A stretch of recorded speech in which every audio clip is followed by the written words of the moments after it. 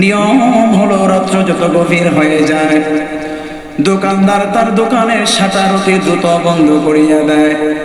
আয় আল্লাহ তাআলা, আর রাত্র যত গভীর হতে থাকে তুমি তোমার খাস বান্দাদের জন্য তুমি তোমার রহমতের দরজা খুলিয়া দাও। সেজন্যই তোমার হাবিব ইরশাদ করছেন, আলা মিন মুস্তাগফিরিন ফাস্তাগফিরুল্লাহ। ও দয়ার মালিক, তুমি প্রথম আসমানে এসে সে বান্দাদেরকে ডাকতে থাকো, কে আসরে গুনাহ করতে করতে অন্তরটাকে জাজরা করে ফেলেছো, আমি আল্লাহ তাআলার কাছে দুই হাত তুলে ক্ষমা প্রার্থনা করো, আমি রব্বুল আমিন তোমার জীবনের গুনাহ গাতাগুলোকে মাফ করিয়া দেব।